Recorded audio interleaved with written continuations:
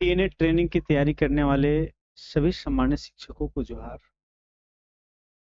आज मैं आपके लिए सीडीपी का क्लास लेकर के आया हूं, क्योंकि मैंने आईसीटी टूल्स का पूरे क्लास को खत्म कर दिया था और आज आपका क्लास 50 मॉडल सेट क्वेश्चन है, जिसका 50 क्वेश्चन है और उसके 4 ऑप्शन हैं। आपको हमसे ज्यादा सॉल्व करना है। आप सॉल्व करने में सक्षम हैं या नहीं, ये आपको देखना है। और मैं 100 नहीं 110 प्लस बताता हूं कि जब सीडीपी का क्लास हो या सीडीपी का क्वेश्चन हो तो सबसे ज्यादा आपका प्रेजेंट ऑफ माइंड, बाल केंद्रित बात और एनईपी 2020 अगर आपके दिमाग में है तो आप इस क्लास को सक्सेस कर जाएंगे, इसमें कोई डाउट नहीं है। तो अब हम लोग इसमें वही चीज सारे कुछ होंगे जो क्लास के दरमियान छात्र और शिक्षक के बीच में होता है, और उसी चीज को समझना होता है कि मैं क्या मारूं। इसमें क्या है, कभी कभी 2 ऑप्शन आपको ज्यादा समझ में आएंगे कि ये दोनों होना चाहिए। अब उसमें भी आपको समझना होगा कि इसमें भी ज्यादा कौन होगा। तो आइए मैं क्वेश्चन कराता जा रहा हूं, आप करते जाइए और जो आपको अच्छा लगे आप उसका एग्जाम उसकी आप क्या बोलते हैं टेस्ट देते जाए, और जो सवाल आपको अच्छा लगे या जो आंसर आपको सही लगे उस पर टिक आउट आप जरूर करिएगा, ठीक है। पहला क्वेश्चन है कि शिक्षण की वह पद्धति जिसमें शिक्षक समझता है और छात्र सुनते हैं उसको क्या कहते हैं। जब शिक्षक सुनाते हो या समझाते हो और छात्र क्या करता हो, सुनता हो। जैसे हम बोल रहे हैं और आप सुन रहे हैं, यह कौन सा विधि हो जाएगा, तो यह हो जाएगा व्याख्यान विधि। कौन सा विधि, व्याख्यान विधि। नेक्स्ट आगे चलते हैं, क्वेश्चन नंबर 2। कौन सी विधि में छात्र करके सीखते हैं, तो कौन सा विधि में छात्र करके सीखते हैं, वह जितना ज्यादा प्रयोग करेंगे उतना ज्यादा वो सीख पाएंगे। तो आंसर कौन सा हो जाएगा, ऑप्शन ए ही आपका सही हो जाएगा, प्रयोगात्मक विधि। क्वेश्चन नंबर 3, बाल केंद्रित शिक्षा का मुख्य उद्देश्य क्या है। बाल केंद्रित मतलब छात्र को सेंटर में रखने का मुख्य उद्देश्य क्या है। बच्चे को कंठस्थ कराना नहीं, रटवाना एक निगेटिव टैग वर्ड है, आप इसको कभी मत लेके चलिए। बच्चे की सहभागिता और विकास करना ही बाल केंद्रित का मुख्य उद्देश्य है। इससे सहभागिता को, उसमें क्या क्या कर रहा है उसको देखना, और जो चीज सही कर रहा है, लग रहा है कि इससे उसको कुछ सीख मिलेगा, उसमें सहयोग प्रदान करना है, ठीक है। आप कभी भी उसको कठोर अनुशासन उसके सामने नहीं लगाएंगे, है ना, और सिर्फ पाठ्यक्रम को पूरा कराने से वो टैलेंट नहीं हो सकता है। बच्चे जितना ज्यादा प्रयोग करेंगे, बच्चे जितना ज्यादा अन्वेषण यानी खोज करेंगे, बच्चे उतने ज्यादा ऑटोमेटिक टैलेंट होता है, ठीक है। क्वेश्चन नंबर 4 कहता है कक्षा में प्रश्नोत्तर विधि का मुख्य लाभ क्या है। मतलब कक्षा चल रहा है, उसमें बीच बीच में पाठ प्रश्नोत्तर आता है, तो पाठ प्रश्नोत्तर का क्या फायदा होता है। तो इससे हमको समझ में आता है कि बच्चा में कितना ज्ञान अर्जन हो पाया, है ना। यानी कि हम उसको क्या बोलेंगे, समय बिताना काम है नहीं, ये वाली बात गलत कह रहा है। डर पैदा करना है नहीं, शोर मचाना है नहीं, है ना। ज्ञान की जांच होता है कि अभी तक हम इसको जितना पढ़ाएं, बीच में पूछ के देखते हैं या सवाल को सॉल्व करवाते हैं तो समझ में आता है ये कर पा रहा है, इसका मतलब ये सही से सुना है, ठीक है। क्वेश्चन नंबर 5 कहानी विधि अधिकतर किस विषय में उपयोगी होता है। तो कहानी सबसे अधिक कहाँ सुनाया जाता है, आप बताइए। तो कहानी सबसे अधिक किस सब्जेक्ट में सुनाई जाती है, कंप्यूटर में नहीं, इतिहास और नैतिक शिक्षा में।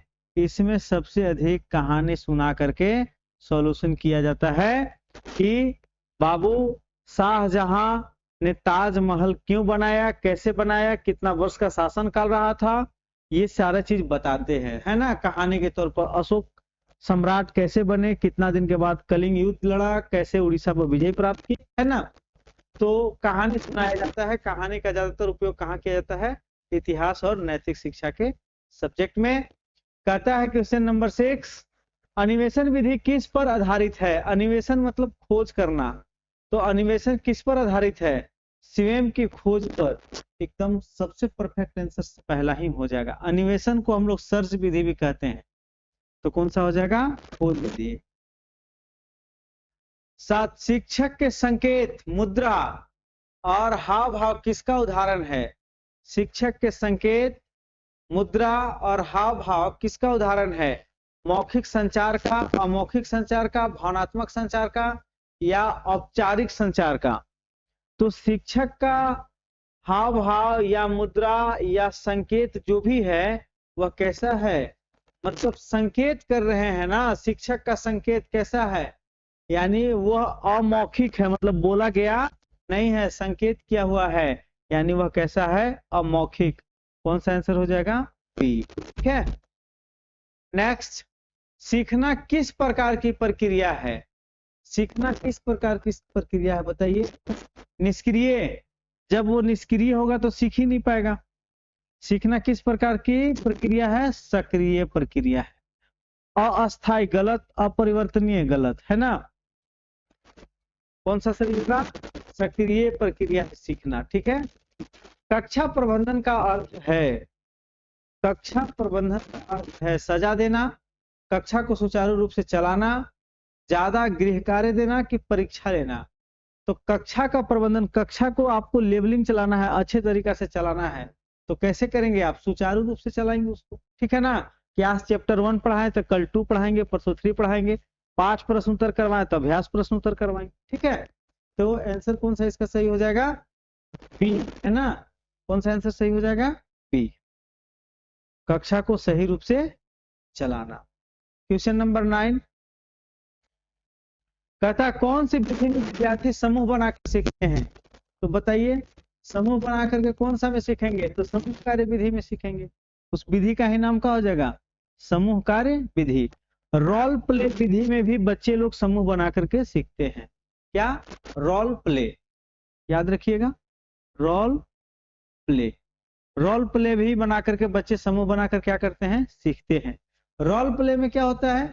रोल प्ले में होता है कि एक बच्चा सब्जी बेचेगा, एक बच्चा सब्जी खरीदेगा, एक और उसको कैलकुलेट करेगा, जोड़ेगा। ठीक है, तो अपना अपना बना करके किसी भी प्रकार का समूह बना करके जो बच्चे लोग सीखते हैं क्या बोलते हैं? रोल प्ले बोलते हैं, समूह कार्य विधि बोलते हैं। 11 शिक्षण सामग्री का चयन किस आधार पर होना चाहिए? शिक्षण सामग्री का चयन किस आधार पर होना चाहिए? मूल्य अधिक हो, विषय और बच्चों की आवश्यकता पर, कि देखने में आकर्षक हो उस पर, कि भारी और जटिल पर? तो आप सोच के देखिए कि शिक्षण सामग्री आपको देना है, पढ़ने का सामान आपको देना है उसको पढ़ने के लिए, तो कोई सा वैसा चीज देंगे देखा खाली मूल्य अधिक है, तो मूल्य अधिक तो हेलीकॉप्टर का है तो हम हेलीकॉप्टर दे देंगे बच्चा को? पढ़ने का सामग्री देना है ना? तो पढ़ने का सामग्री में मूल्य अधिक हो, डिक्शनरी बहुत मोटा वाला दे देंगे 700 रुपया का, तो वो उससे कम हो जाएगा? नहीं, बच्चा किस लेवल का है उसके हिसाब से उसको हम लोग देंगे। अधिक मूल्य वाला सामान, बहुत ज्यादा आकर्षक जो चीज दिखेगा वो देने से कोई फायदा नहीं है, जब बहुत ज्यादा जटिल देने से भी कोई फायदा नहीं है। यानी हम क्या देंगे? बच्चे की क्या आवश्यकता है उसके अनुसार से उसको सामग्री देंगे। चलते हैं क्वेश्चन नंबर नेक्स्ट 12 जिस सीखने में पुराने अनुभव नए सीखने का प्रभावित करता है उसे क्या कहते हैं? जिसे सीखने में, है ना, कोई भी चीज अगर आप सीख रहे हैं तो जिसे सीखने में पुराने अनुभव और नए अनुभव में लाते हैं उसको क्या कहते हैं? जिसे सीखने में पुराने अनुभव नए सीखने की प्रभावित करता है तो उसको क्या कहेंगे? स्थानांतरण कहेंगे, प्रयोग कहेंगे, संयोग कहेंगे कि संकलन कहेंगे? तो हम उसको क्या कहेंगे? विस्थापन, यानी कि स्थानांतरण कहेंगे। एक स्थान से दूसरे स्थान को बच्चा जोड़ रहा है, यानी स्थानांतरण हो जाएगा। ठीक है, यानी कौन सा आंसर हो जाएगा? ए ही सही हो जाएगा। क्वेश्चन नंबर 12 प्रदर्शन विधि का उपयोग कब उपयुक्त है? प्रदर्शन विधि का उपयोग कब उपयुक्त है? मतलब प्रदर्शन मतलब दिखावा करने की कब जरूरत है? बताइए आप, प्रदर्शन विधि का कब उपयोग है? जब कोई कार्य दिखाकर सिखाना है। हाँ बिल्कुल, कोई भी चीज को सिखाना है तो उसको जितना ज्यादा दिखाएंगे उतना ज्यादा वो क्या करेगा? सीखेगा केवल तो गलत हो जाता है, ठीक है। तो इसका आंसर कौन सा सही हो जाएगा, ये ही सही हो जाएगा, ठीक है। क्वेश्चन नंबर 14, शिक्षक और छात्र के बीच उचित संबंध कैसा होना चाहिए। शिक्षक और छात्र के बीच उचित संबंध कैसा होना चाहिए, डर पर कि सम्मान और विश्वास पर कि कठोर पर कि नियंत्रण पर। तो शिक्षक और छात्र के बीच कैसा संबंध होना चाहिए, तो सम्मान और विश्वास का होना चाहिए। बच्चे को कॉन्फिडेंस जगना चाहिए कि मैं इस सर से पढ़ लूंगा तो शायद मैं पास कर जाऊंगा, है ना। और शायद सोचने से क्लियरेशन नहीं हो पाएगा। उसको कैसा होना चाहिए, उसको विश्वास होना चाहिए कि इस सर से हम पढ़ सकते हैं तो हमें बहुत ज्यादा, ठीक है। तो सम्मान और विश्वास पर होना चाहिए। चलते हैं क्वेश्चन नंबर 15, शिक्षण का अंतिम लक्ष्य क्या है। शिक्षण का अंतिम लक्ष्य क्या है, परीक्षा पास करना। ये बिल्कुल सही नहीं होगा कि जिस दिमाग में है कि क्लास 10वां पढ़ ले रहे हैं, किसी 10वां क्लास पास कर जाते ना तो मजा आ जाता। तो आपके दिमाग में होगा कि शिक्षण का अंतिम लक्ष्य है कि खाली पास कर जाना, नहीं, ये गलत बात है ना। पढ़ाई सिर्फ जॉब के लिए और पास होने के लिए नहीं होना चाहिए। पढ़ाई एक अच्छी जिंदगी जीने के लिए होना चाहिए। व्यक्तित्व का विकास, हाँ, उसका जीने का तरीका, कला, सब कुछ अलग होना चाहिए। कैसे जीना है इस पर उसको पता होना चाहिए। किताबें को पूरा करना, नियम सीखना नहीं होगा। आंसर कौन सा सही हो जाएगा। नेक्स्ट क्वेश्चन, ब्लैक बोर्ड किस प्रकार की सामग्री है। ब्लैक बोर्ड किस प्रकार की सामग्री है, यानी कि आप ब्लैक बोर्ड जो दिखाते हैं वो क्या है, मतलब श्रव्य में सुनाते हैं, दृश्य दिखाते हैं। तो हम ब्लैक बोर्ड पर बच्चा को क्या करते हैं, दृश्य करते हैं, दिखाते हैं, है ना। स्पर्शनीय खाली छूते हैं, डिजिटलेशन। तो ब्लैक बोर्ड किस प्रकार का सामग्री है, डिजिटल है, हाँ है भी, लेकिन उस पर हम ज्यादा उसको दिखाते हैं, यानी कि बी सही होगा, ठीक है। नेक्स्ट कहता है फॉर्मेटिव मूल्यांकन कब किया जाता है। फॉर्मेटिव मूल्यांकन कब किया जाता है, सत्र की समाप्ति पर, सीखने की प्रक्रिया के दौरान, परीक्षा के समय, शिक्षक परिवर्तन के समय। तो फॉर्मेटिव मूल्यांकन कब हम लोग करते हैं, सीखने की प्रक्रिया के दौरान। कब करते हैं, सीखने की प्रक्रिया के दौरान हम लोग फॉर्मेटिव मूल्यांकन करते हैं। मैं इसको एक उदाहरण के माध्यम से आपको समझा दूं। जैसे मैं एक कहानी आपको सुना रहा हूं और कहानी सुनाते सुनाते बीच में पूछा राजा कौन है, तो आपको बताना होगा कि सर ये आप बोले थे कि ये राजा होता है। हम बोले राजा का नौकर कौन था, तो फिर आपकी तरफ से जवाब आया। मतलब कोई कहानी सुना रहे हैं और फिर बीच में ही प्रश्न कर दिए और आप आंसर दिए, उसको हम लोग क्या कहेंगे, फॉर्मेटिव मूल्यांकन कहते हैं, ठीक है। नेक्स्ट, सम्मिलित शिक्षा का उद्देश्य है। सम्मिलित शिक्षा किसको कहेंगे, सभी बच्चों को समान अवसर देना, सिर्फ मेधावी बच्चों को अवसर देना, या असक्षम बच्चों को अलग करना, या अभिभावकों का चयन। तो सम्मिलित शिक्षा का मतलब होता है सभी बच्चों को एक साथ रखकर पढ़ाना, ठीक है। यानी सभी बच्चों को समान अवसर देना। ऐसा नहीं कहना कि आप विकलांग हो इसलिए आप नहीं काम कर सकते हो, आप कमजोर हो इसलिए आप दूसरे कक्षा में बैठ कर पढ़ो, ये नहीं कर सकते। समावेशन बोलते हैं इसको। सम्मिलित शिक्षा मतलब समावेशन शिक्षा, ठीक है। समावेशन शिक्षा, समावेशन शिक्षा में आप किसी को अलग और किसी को अलग नहीं बैठा सकते हैं, सबको एक साथ एक समान अवसर देना है, ठीक। चलते हैं नेक्स्ट। 19, कक्षा में प्रेरणा का उद्देश्य है। प्रेरणा देने का उद्देश्य क्या है, कि उसको डर पैदा करना, नहीं। प्रेरणा देने में हम लोग डर पैदा नहीं करेंगे, बल्कि उसको प्रेरणा देंगे कि उसका रुचि बढ़ेगा। गुड, वेरी गुड, तुमने बहुत अच्छा किया है, तुम इससे भी अच्छा कर सकते हो, तुम तो उसके लायक किया, तुम तो उससे बढ़कर किया। यानी प्रेरणा देने का मतलब है कि उसका रुचि और पैदा करना ना, अनुशासन खत्म करना, गलतियां बढ़ाना नहीं। ये सारी बात ऐसा लग रहा है जैसे आप किसी को बेइज्जती करने वाले, है ना। तो आपको रुचि बढ़ाना है, प्रेरणा देने का मतलब रुचि बढ़ाना। नेक्स्ट, आकलन का अर्थ है सिर्फ परीक्षा लेना, सीखने की जांच करना, डांटना कि कॉपी जांच करना, है ना। तो आकलन की परीक्षा आप पारा शिक्षकों का भी हुआ था, उसमें ये जांच किया जाता है कि आपने कहां तक सीखा, सीखने की जांच ही क्या कहलाता है, आकलन कहलाता है ना। और आपका भी ये ट्रेनिंग में जो होगा वो एक तरह से आकलन ही है कि आप अभी तक कितना जानते हैं और किस की नहीं जानते उसकी क्या जरूरत देना है।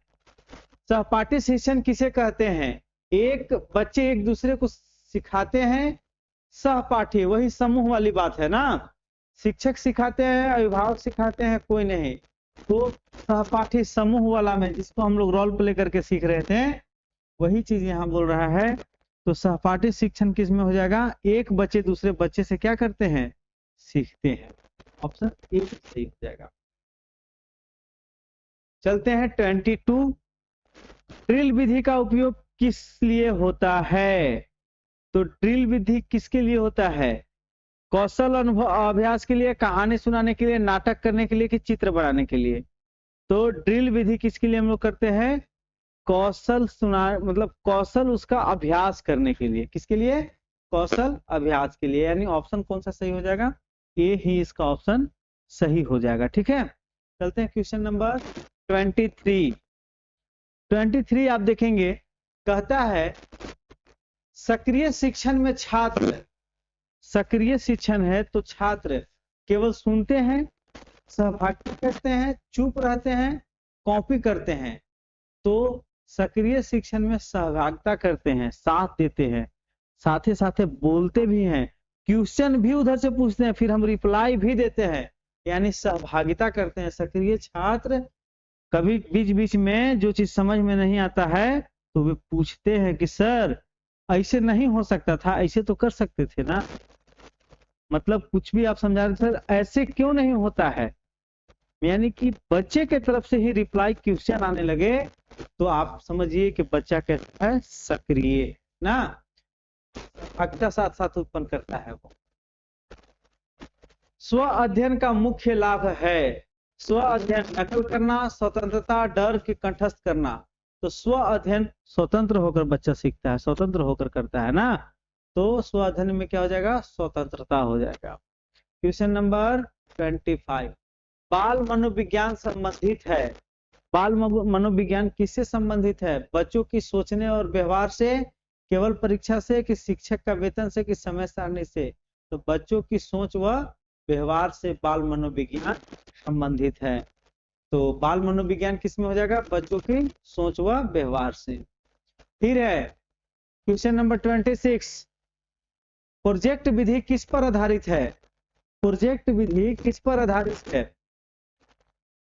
तो प्रोजेक्ट विधि किस पर आधारित होगा, वास्तविक कार्य से, याद कराना से, कि डांटना से, कि डिटेक्शन से, डिटेक्शन नहीं कर सकते उसके साथ, डांटना नहीं कर सकते, याद, वास्तविक कार्य के साथ प्रोजेक्ट विधि काम करता है, रियल वर्क। ठीक है, क्वेश्चन नंबर नेक्स्ट 27 कहता है कि कौन सी विधि में करके सीखना अधिक होता है, कौन सा विधि में करके सीखना अधिक होता है, तो कौन सा विधि सबसे अच्छा होगा, प्रोजेक्ट विधि, डिटेक्शन विधि, की व्याख्यान विधि, की मुक्त अध्ययन। तो व्याख्यान विधि में हम बोलते हैं और आप सुन रहे हैं, है ना, तो प्रोजेक्ट विधि जो है करके सीखने के लिए सबसे अच्छा होता है, कौन सा विधि, प्रोजेक्ट विधि। ठीक है, क्वेश्चन नंबर 28 कहता है माइक्रो टीचिंग का मुख्य उद्देश्य क्या है, माइक्रो टीचिंग का मुख्य उद्देश्य, तो माइक्रो टीचिंग का मुख्य उद्देश्य क्या होता है, शिक्षण कौशल को विकसित करना। ठीक है, क्या हो जाएगा, ऑप्शन नंबर ए ही सही हो जाएगा। क्वेश्चन नंबर 29 कहता है टीचिंग एड्स का उद्देश्य है, एड्स सीखने का सरल बनाना, कक्षा में शोर बढ़ाना, समय बर्बाद करना, कठिन। एड्स है ना, एड्स जो हम लोग विज्ञापन जोड़ते नहीं है, टीचिंग एड्स मतलब कोई बीमारी का नाम नहीं पकड़ रहे हैं, एड्स बोलते हैं इसको, ADDS है ना। तो टीचिंग एड्स का उद्देश्य क्या है, सीखने का सरल बनाना। ठीक है, एड्स करते हैं हम लोग, उसमें जोड़ते हैं, टीचिंग को जोड़ने का मुख्य उद्देश्य क्या है, तो सीखने को सरल बनाना। मल्टीमीडिया शिक्षण का अर्थ है, मल्टीमीडिया शिक्षण का अर्थ क्या है, केवल चित्र, ऑडियो वीडियो टेक्स्ट या सिर्फ व्याख्यान या केवल चौक। देखिए सिर्फ और केवल तो खत्म हो जाएंगे और तीनों में वही चीज है, तो कौन सा सही होगा? ऑडियो वीडियो और टेक्स्ट। ठीक है, क्वेश्चन नंबर 31। ठीक है, सर्किट मेथड आधारित है, टाइपिंग मिस्टेक हो जाता है। तो सर्किट मेथड आधारित है किस पर? तो प्रश्न पूछने पर, उधर से ही सक्रिय विद्यार्थी की ओर से आता है। फिर है नेक्स्ट क्वेश्चन नंबर नेक्स्ट, रचनावाद में ज्ञान। रचनावाद में ज्ञान क्या होता है? तो खोजना पड़ता है। रचनावाद में ज्ञान क्या करना पड़ता है? खोजना पड़ता है। क्वेश्चन नंबर 33 कहता है कक्षा में चर्चा विधि का उद्देश्य है सोच और विचार विकसित करना, कंठस्थ कराना, डर पैदा करना, बहस करना। तीनों ऑप्शन ऑटोमेटिक नेगेटिव है, तो ऑप्शन कौन सा सही हो जाएगा? एक सही हो जाएगा। 34 टाइम टेबल का मुख्य उद्देश्य क्या है? तो टाइम टेबल का मुख्य उद्देश्य कक्षा प्रबंधन, छात्र दंड, आवश्यक पढ़ाना, परीक्षा लेना। तो टाइम टेबल का मतलब है कि हम कक्षा कैसे चला सकते हैं, यानी कक्षा का मैनेजमेंट कैसे कर सकते हैं। प्रबंधन को हम लोग मैनेजमेंट ही बोलते हैं। ठीक है, कैसे मैनेजमेंट कर सकते हैं, तो वही टाइम टेबल लगाते हैं। इस घंटे के बाद इनका होगा, इस घंटे के बाद इनका होगा, इस घंटे में ऐसे होगा, इस घंटे में हम लोग प्रेयर करेंगे, इस घंटे में हम लोग छुट्टी करेंगे। तो टाइम टेबल का मुख्य उद्देश्य क्या है? कक्षा का प्रबंधन करना। मनन का अर्थ है गहराई से सोचना, जल्दी जल्दी बोलना, नकल करना, गुस्सा करना। मनन करना मतलब थोड़ी सी याद करना, बैक में जाकर के उस बात को लाना, यानी गहराई से सोचना। मनन करना मतलब गहराई से सोचना। 36 सामाजिकरण का अर्थ है समाज में रहने की कला सीखना। बिल्कुल, सामाजिकरण का अर्थ है समाज में रहने की कला सीखना, है ना। 37 शिक्षक को फीडबैक क्यों लेना चाहिए? तो ये देखने के लिए कि बच्चा में कितना सुधार हो पाया और कितना सुधार की जरूरत है। तो क्या बोलेंगे उसको हम लोग? कह रहा है कि फीडबैक का क्या है? तो बच्चे में सुधार के लिए जरूरत है ना। 38 कक्षा में अनुशासन का अर्थ है डराना, नियम व्यवस्था, कठोर की शोर। तो अनुशासन का मतलब है कि बाबू सब कुछ नियम से चलो, व्यवस्था के हिसाब से चलो, उठा पटक मत करो, किसी को गाला गाली मत करो, यानी कि नियम से रहो, व्यवस्था के रूप में रहो। जितना व्यवस्था है सब तुम्हारे लिए। ठीक। सीखने की गति, सीखने की गति आ जाएगा, बताइए। सीखने की गति सबकी अलग होती है, सब में समान होती है। टीचर तय करता है कि पुस्तक तय करती है? गलत बात। सीखने की गति सबकी अलग अलग होती है। कोई जंगल में भी रह के बहुत बड़ा टैलेंट हो जाता है, कोई शहर में भी रह के नहीं होता, कोई दोनों के बीच में दोनों ज्ञान प्राप्त करता है। तो सीखने की गति क्या होता है? सबको अलग अलग। तो ठीक है, आज का क्वेश्चन बस इतना ही। तो कैसा लगा ये क्लास आप जरूर शेयर करें। और मैं आपको फिर से अंतिम बार एक बात बताऊंगा कि सीडीपी का क्लास प्रेजेंट ऑफ माइंड, बाल केंद्रित और छात्र और शिक्षक के बीच का शेयरिंग ही, सोच ही सीडीपी है। और इतना चीज अगर आप अपने पास कॉन्सेप्ट माइंड में रखते हैं, प्रेजेंट ऑफ माइंड रखते हैं, तो आप इसके सवाल का धज्जियां उड़ा देंगे। क्वेश्चन बहुत बड़े बड़े भी हो सकते हैं, लेकिन कहने और समझाने का कला एक छोटा सा है। उसमें जो भी चीज आपको पॉजिटिव लगेगा आप उसको मार दीजिए, वो आपका आंसर का हो जाएगा, सही हो जाएगा। तो उम्मीद करते हैं कि आप अपने टीएनए का तैयारी पूरा कर रहे होंगे और आप आईसीटी टूल्स का सभी वीडियो देखे होंगे। अगर आप नहीं देखे तो इसका डिस्क्रिप्शन बॉक्स में दिया हुआ है, आप जरूर देख लीजिए। उससे आपका प्रश्न आईसीटी टूल से आएगा और सीडीपी से आएगा और फिर आपका सब्जेक्ट विषयवार से आएगा, यानी विषय का भी कमांड आपके अंदर होना चाहिए। तो मैं उम्मीद करता हूं कि आप अपने विषय की तैयारी बिल्कुल कर रहे होंगे और जरूर करिए। आपके सब्जेक्ट से कम 40 क्वेश्चन रहेंगे। तो मिलते हैं फिर नेक्स्ट पार्ट में। अगर किसी को कोई समस्या हो तो आप कमेंट बॉक्स में जरूर बताइएगा। अगर वीडियो अच्छा लगा है तो लाइक सब्सक्राइब जरूर करिएगा। That's all, thank you.